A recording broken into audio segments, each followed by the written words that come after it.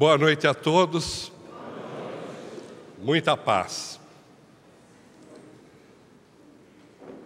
170 anos depois da crucificação de Jesus, ainda se perseguiam os cristãos, levavam-nos às arenas para serem entregues aos leões famintos, quando não condenados, crucificados, 170 anos após a crucificação de Jesus.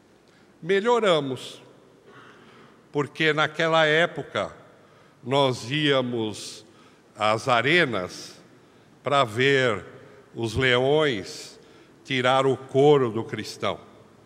Agora nós vamos nos estádios de futebol para ver o cristão correr atrás do couro. Melhoramos, mas naquela ocasião havia um homem que pertencia à sociedade romana, um homem rico, Horácio Níger era o seu nome. Quando ele tomou conhecimento da Boa Nova, dos ensinamentos de Jesus, ele se encantou. Já o seu filho, saindo da adolescência, quando tomou conhecimento desses ensinamentos, começou a odiar Jesus. Mas Horácio Níger resolveu abandonar tudo para ir de encontro aos homens da Casa do Caminho. A Casa do Caminho, já dissemos aqui em outra oportunidade, é considerado o primeiro centro espírita do planeta Terra, onde que os 12 discípulos de Jesus fundaram esta casa para atender as pessoas que buscavam o alimento espiritual e o alimento material. Buscavam a cura do corpo e a cura da alma. E ali os discípulos de Jesus assistiam a estas pessoas.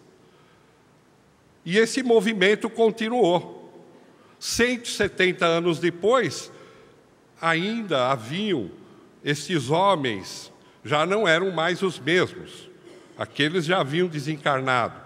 Mas outros assumindo as tarefas da caridade, do amor, da fraternidade. E Horácio Níger foi em direção a esse grupo de homens.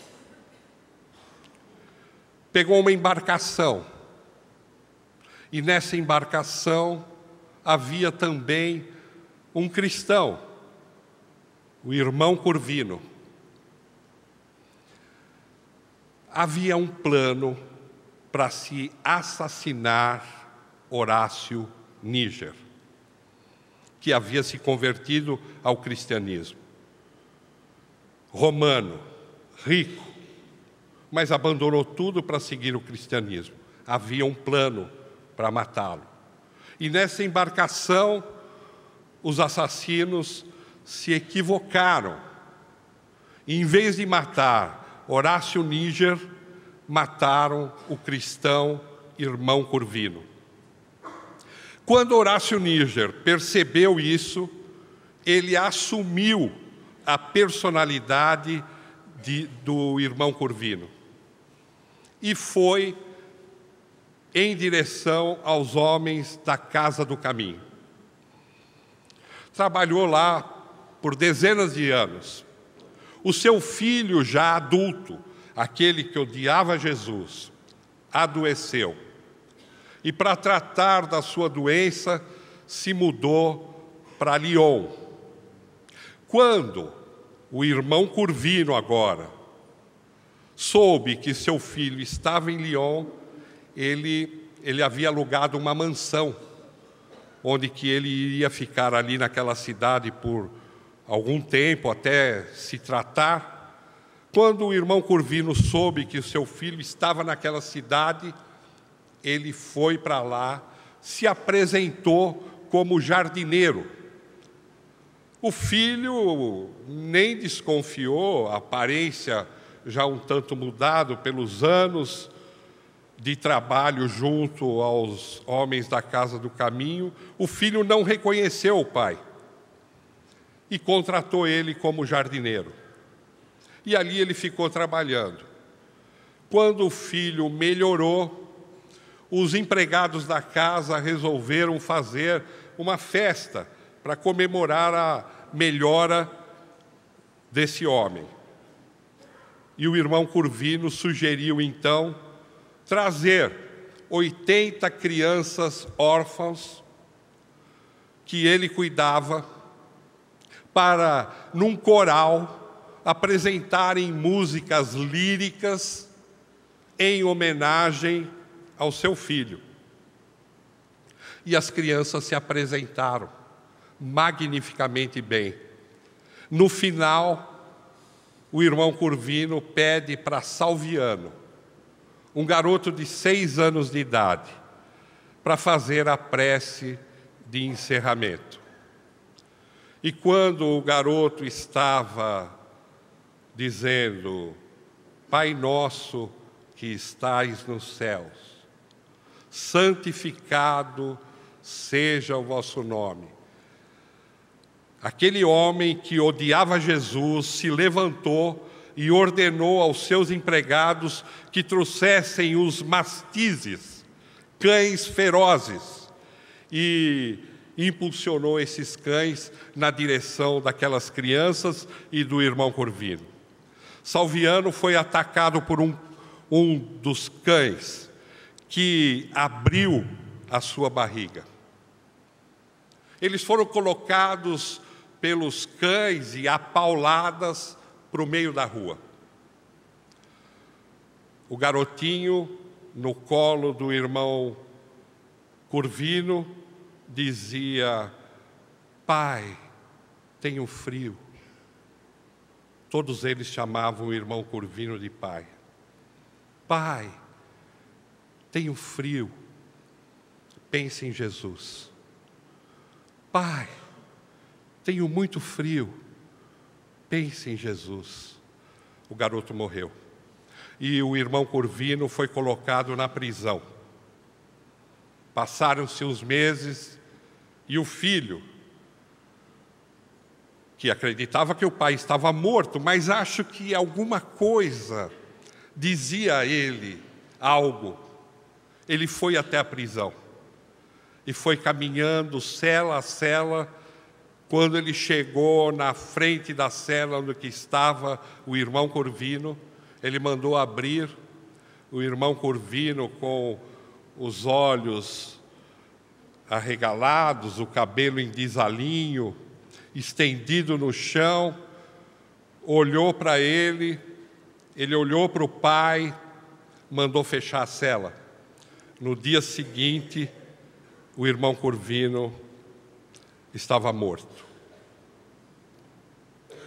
No dia 1º de janeiro de 1800, ocorre uma assembleia numa psicosfera próximo à Terra. Compareciam ali espíritos encarnados e desencarnados. Vale aqui lembrar, para aqueles que estão chegando agora à doutrina espírita, que quando nós que estamos encarnados dormimos, saímos do corpo físico, saímos da indumentária física, ainda que ficando ligados por um cordão fluídico, e vamos ter no plano espiritual.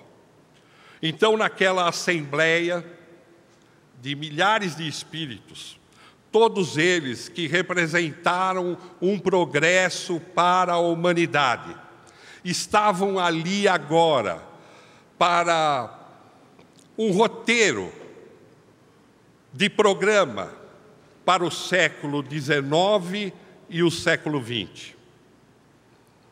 Se apresentavam ali Confúcio, Sócrates, Platão, Aristóteles, espíritos como Dante, Michelangelo,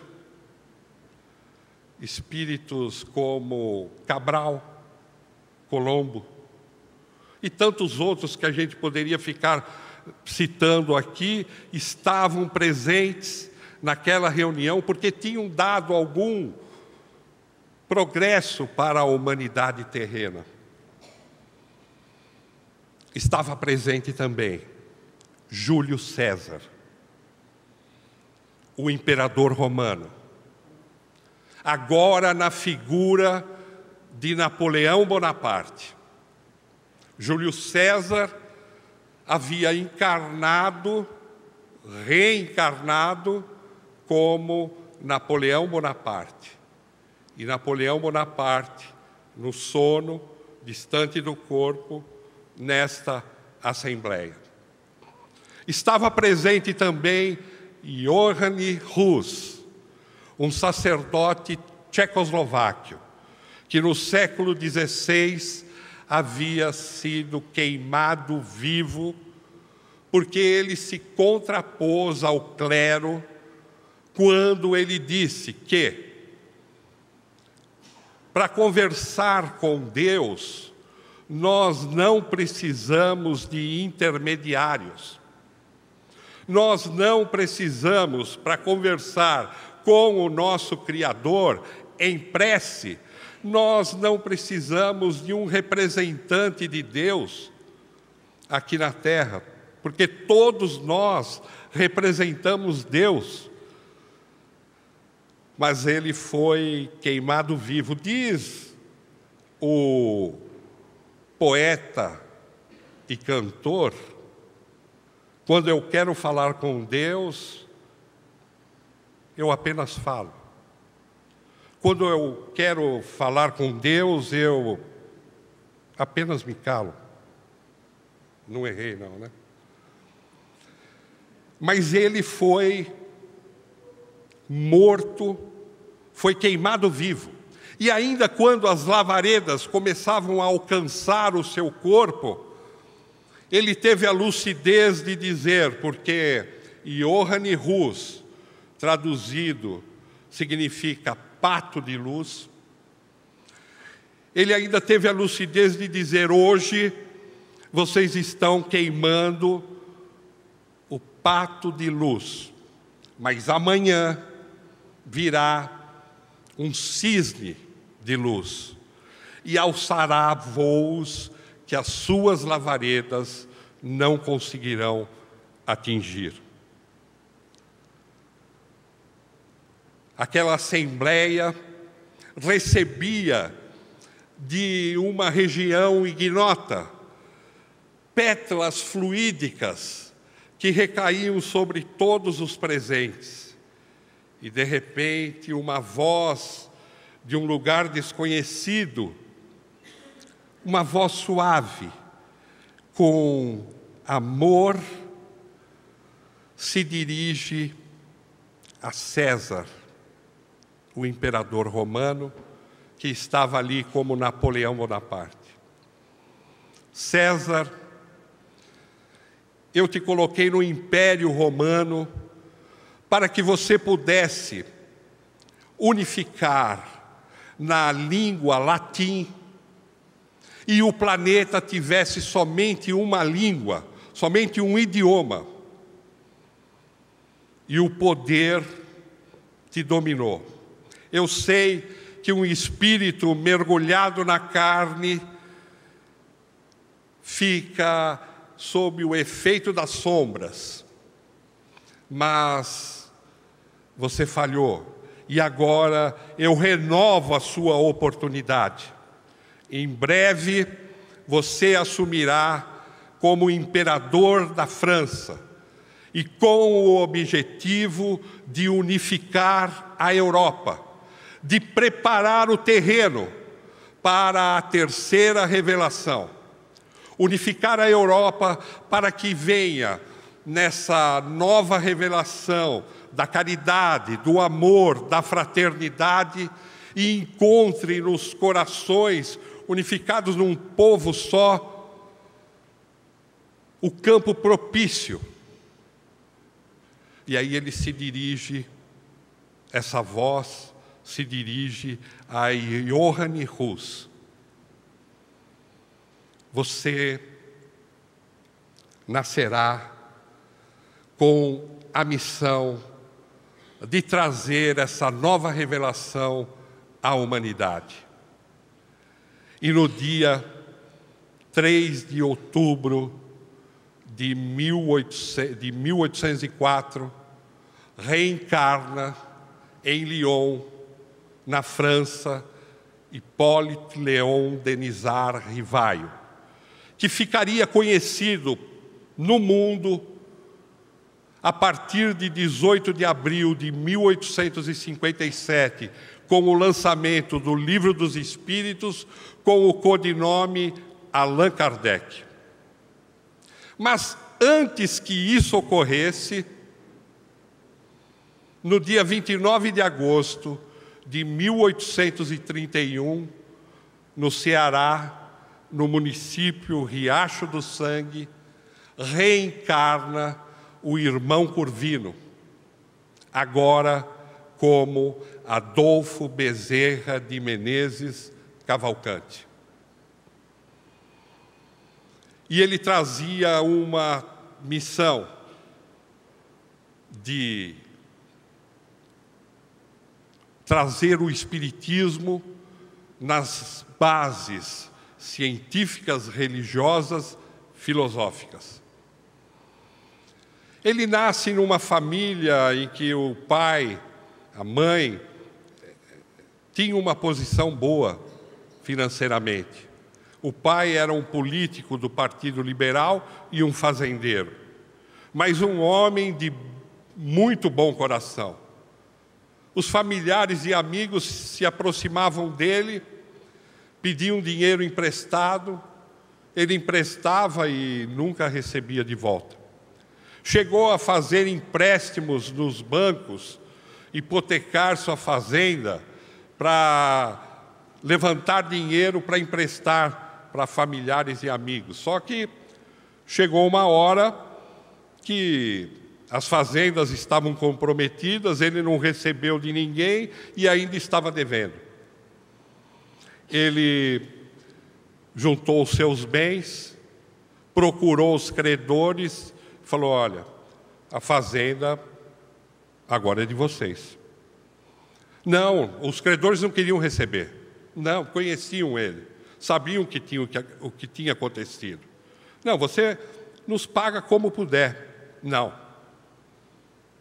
eu não sou mais dono dessas fazendas.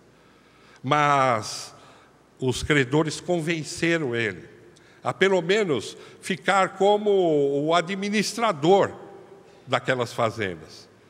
E ele aceitou, porque era dali que ele tirava o sustento para a família, para ele, tirava somente o necessário, mas todo o lucro ia para os seus credores. Ele tinha 2 filhos, os 2 formados advogados, mas quando chegou na época de faculdade de Bezerra de Menezes, a situação financeira da família já era outra. Eles já tinham mudado para o Rio Grande do Norte, depois retornaram para o Ceará, mas a condição financeira da família já não permitia mais uma faculdade paga para Bezerra de Menezes. E o pai explica para Bezerra que compreende. E logo em seguida o pai morre. E ele vai para a cidade do Rio de Janeiro para estudar medicina, que era o seu sonho. Ele, para manter-se ali, ele foi com uma quantia que os amigos cotizaram, 400 mil réis, que eu nem sei quanto que vale isso hoje, mas não era muito, porque deu só para ele pagar a mensalidade da faculdade e alugar um quartinho. E como ele se mantinha? Ele dava aulas particulares para os colegas de sala de aula dele. Ele não tinha livro para estudar, E a gente sabe que medicina, os livros não são só agora que eram caros, sempre foram, né? Ele não tinha dinheiro para comprar os livros, então o que ele fazia? Ele ia à biblioteca pública municipal e estudava ali.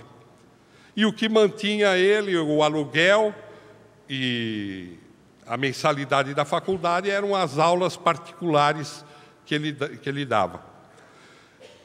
Quando os alunos que recebiam aulas dele atrasavam no pagamento, ele se socorria de um comerciante que tinha sido amigo do pai dele. Ele pedia emprestado, pagava o aluguel do quarto, da faculdade, e quando ele recebia as aulas, ele devolvia o dinheiro para o amigo. Só que chegou numa ocasião que o amigo tinha viajado e ele estava com o aluguel atrasado e a faculdade atrasada também. É interessante, só lembrando que Bezerra de Menezes não era adepto a viver em repúblicas, que já naquela época havia. Ele preferia ficar isolado. E nessa ocasião ele não tinha para quem socorrer, a quem pedir socorro.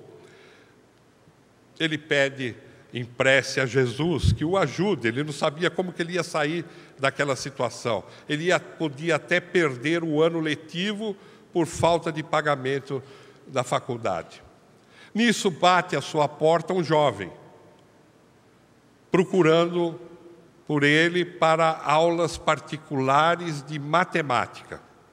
Ele fala: olha, eu não estudo matemática, não é a minha matéria, eu teria que me preparar para dar essas aulas para você. Não tem problema.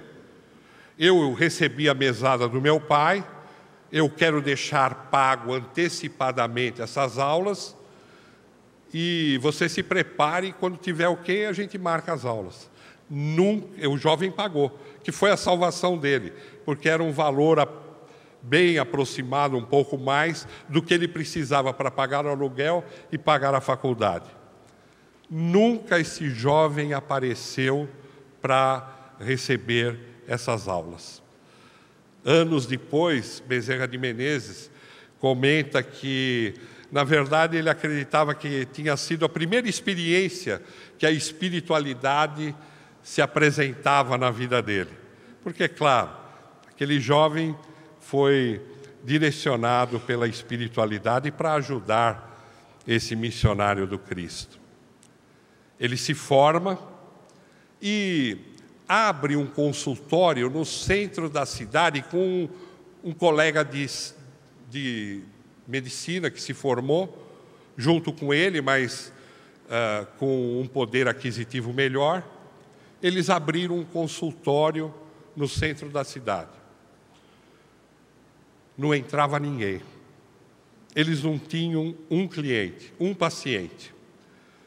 Mas Bezerra de Menezes, na periferia onde ele morava, ele começou a ter a clientela dos parentes, dos amigos, dos vizinhos, e a clientela foi aumentando. Ninguém tinha inveja dele, porque ele já era um aluno novo com bastante clientes, porque essa clientela ninguém pagava.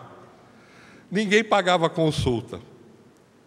Anos depois, um dos professores dele, que havia sido promovido a cirurgião-tenente do Exército Brasileiro, convida Bezerra de Menezes para ser o seu auxiliar. Aí a coisa parece que ia melhorar, porque ele ia ter um salário fixo. Não melhorou.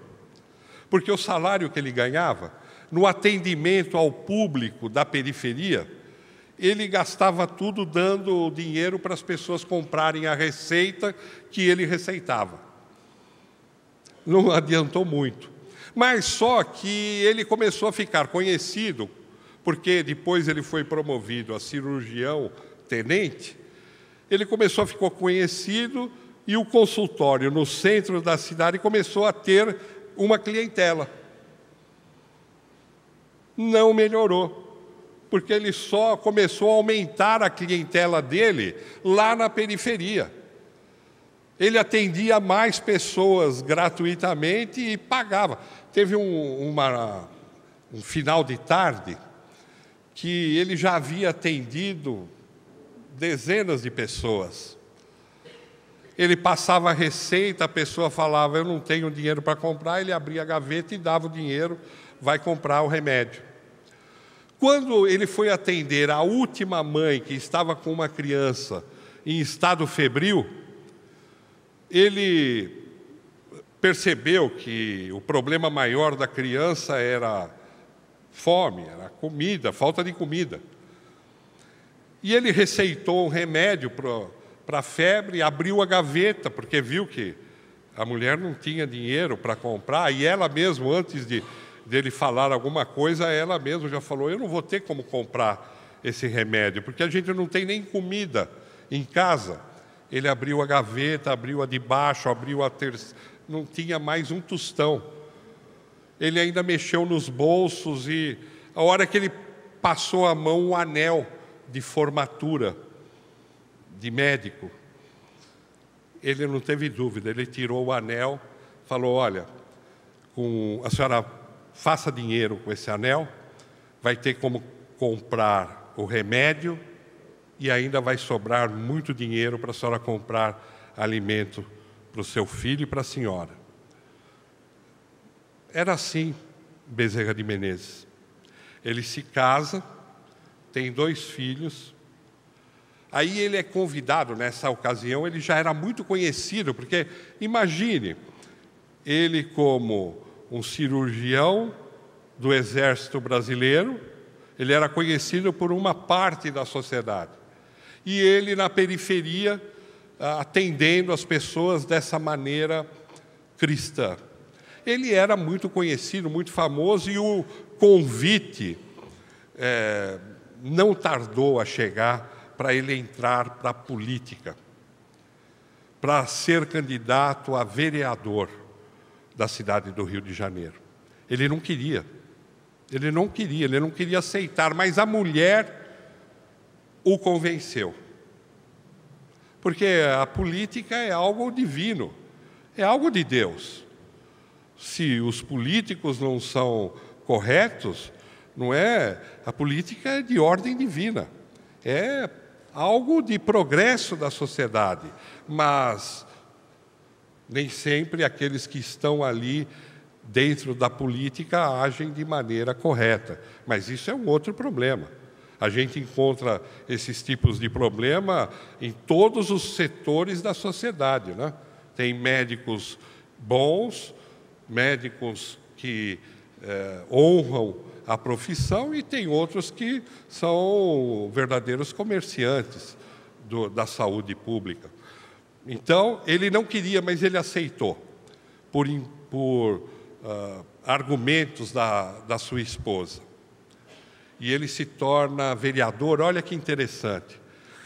No século retrasado, ele já se preocupava com o meio ambiente, um tema tão atual nos dias de hoje.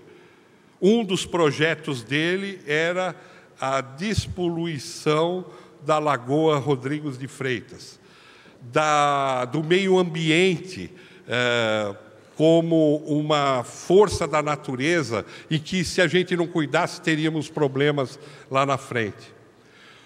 Uma outra preocupação de Bezerra de Menezes no campo político foi quanto à escravatura.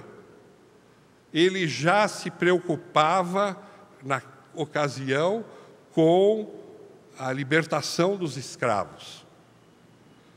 Ele acabou se tornando deputado também, depois voltou a ser vereador, a esposa morreu. Depois de alguns anos, ele se casou novamente com a irmã da sua esposa, a sua cunhada. Teve mais 7 filhos e levava uma vida difícil. de dificuldades, porque tudo que ele ganhava, ele distribuía para as pessoas da periferia, pessoas doentes, carentes, com necessidades de alimentação. Mesmo ocupando o cargo de presidente da ferrovia Macaé, ele foi presidente da ferrovia Macaé. Mesmo assim, ele nunca teve facilidades financeiras, porque, embora ganhasse, ele distribuía. E ele chega a conhecer a doutrina espírita através de João Travassos, Dr. João Travassos, que foi o primeiro tradutor do Livro dos Espíritos. E era amigo de Bezerra de Menezes e deu um livro a ele. Ele pegou o bonde para voltar para casa. No bonde ele viu aquele livro e falou, e pensou consigo mesmo: poxa, eu estudo todas as filosofias, eu não posso deixar de estudar essa filosofia também. Eu acredito, porque ele era de berço católico, eu acredito que a leitura do Livro dos Espíritos não vai me deixar louco. E começou a ler. E foi interessante porque ele começou a ler aquilo, ele chegou até a comentar mais tarde, parece que tudo aquilo que ele estava lendo ali no Livro dos Espíritos, ele já sabia, ele já conhecia. Era como que se estava tudo ali embutido no seu inconsciente. Era não, estava mesmo. E aquilo veio à tona na leitura do Livro dos Espíritos, era aquilo mesmo. Logo depois se funda a Federação Espírita Brasileira e ele é convidado a assumir a presidência da federação. Havia um problema, porque as casas espíritas começavam a se formar, mas havia uma divisão dentro da federação. Alguns queriam se direcionar para a doutrina espírita só no seu aspecto religioso, e outros queriam estudar a doutrina espírita só no seu aspecto científico. E começou a haver intrigas, brigas, dentre os componentes. Bezerra de Menezes falou: não, eu vou sair, porque eu não preciso de cargo, eu prefiro os encargos. E os encargos eu posso realizar em qualquer lugar, eu não preciso estar aqui. E saiu. Só que, tempos depois, através da psicografia de Frederico Júnior, que na ocasião era um dos melhores médiuns do Brasil, era um médium de psicofonia, psicografia, vidência, ele recebeu uma psicografia de Ismael. Ismael é o espírito responsável pelo Brasil. Jesus é o governante do planeta Terra, o governante espiritual do planeta Terra. Ismael, do Brasil. E ele recebe uma mensagem de Ismael, dizendo: batam a porta de Bezerra, tragam ele novamente para a federação. E foram bater as portas de Bezerra de Menezes. E ele disse: não, com essa briga, eu não... Não, mas nós vamos se acertar.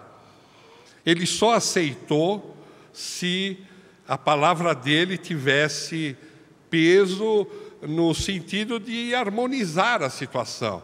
Que os espíritas parassem de criar intrigas, brigas entre eles, querendo seguir um caminho ou outro, quando, na verdade, a doutrina espírita é uma triade: filosofia, ciência e religiosidade. Filosofia, ciência e religiosidade, e uma caminha junto com a outra. Eu fico imaginando quando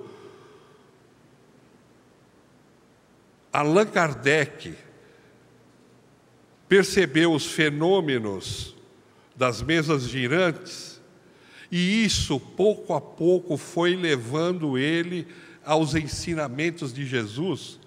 E quando ele chegou a essa conclusão, que Jesus já falava de tudo aquilo que os Espíritos estavam se revelando, a emoção que deve ter sido, quando ele percebeu que uma coisa estava ligada à outra, o que Jesus ensinava estava vindo agora novamente à baila através dos imortais. Que maravilha! Bezerra de Menezes desencarna em 1900, 11 de abril de 1900. Mas continuou trabalhando na espiritualidade. Quantas casas se ergueram em nome de Dr. Bezerra de Menezes? Todos os trabalhos de cura têm a direção do Dr. Bezerra de Menezes. Todos os hospitais do Brasil têm uma equipe espiritual do Dr. Bezerra de Menezes. Passaram-se os anos e em 1950, naquele mesmo local onde houve a Assembleia, em 1800, haviam centenas de espíritos, um coral de 200 vozes, cantando músicas lindíssimas. Pétalas fluídicas vinham de uma psicosfera desconhecida e caíam sobre todos os presentes. A tribuna era ocupada por Leon Denis, representando Allan Kardec, e representando os espíritas brasileiros, Manuel Vieira de Carvalho, que era uma espécie de Divaldo Pereira Franco daquela época, porque ele percorreu todo o Brasil fazendo as suas palestras sobre o Evangelho segundo o Espiritismo, sobre a doutrina espírita. E ali ele representava, naquela assembleia, os espíritas brasileiros. Abre-se as portas daquele imenso anfiteatro na espiritualidade, entidades iluminadas vêm caminhando e no centro estava o Dr. Bezerra de Menezes segurando a aba do paletó cor de pérola e abanando a cabeça, como querendo dizer: eu não mereço, eu não mereço. Leon Denis toma a palavra e faz um discurso emocionado, homenageando a Bezerra de Menezes.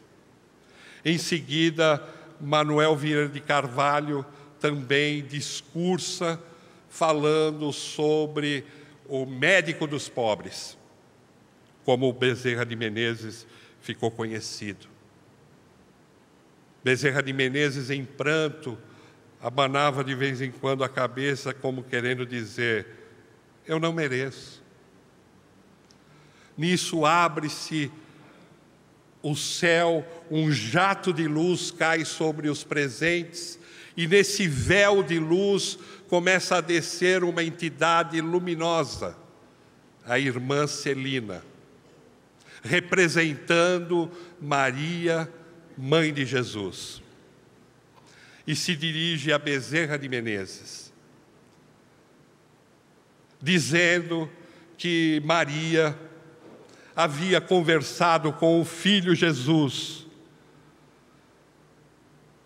e que Bezerra de Menezes podia agora escolher o planeta que ele desejasse encarnar no sistema solar ou em outro sistema solar. Ele poderia escolher. Bezerra de Menezes se levanta e diz: eu não mereço. Mas se me for permitido, dentro das minhas parcas possibilidades, eu queria fazer um pedido. Eu queria pedir para continuar no planeta Terra e não ter o direito de sorrir enquanto um dos meus irmãos brasileiros sofrer.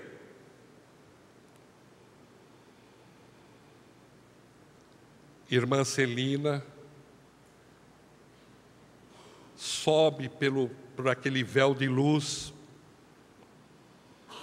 Minutos depois, uma mão fluídica começa a escrever: Adolfo Bezerra de Menezes Cavalcante.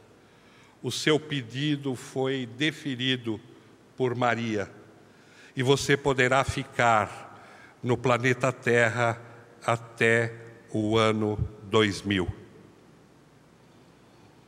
Eu confesso que eu não li em lugar nenhum, porque nós já estamos em 2013. Mas, dentro da minha inocência, eu acredito que ele deva ter feito outro pedido. Porque hoje ele é reverenciado em todo o Brasil, mas é também na Argentina, no Chile, na Venezuela, em toda a América do Sul. Ele é reverenciado também no México, nos Estados Unidos, em toda a Europa, na África, na Ásia. Levantam-se associações com o nome de Bezerra de Menezes. Ele é querido em todo o planeta Terra. A gente ouvindo a história de Bezerra de Menezes, confesso que eu pergunto para mim mesmo: Carlos, você é cristão? Muita paz a todos.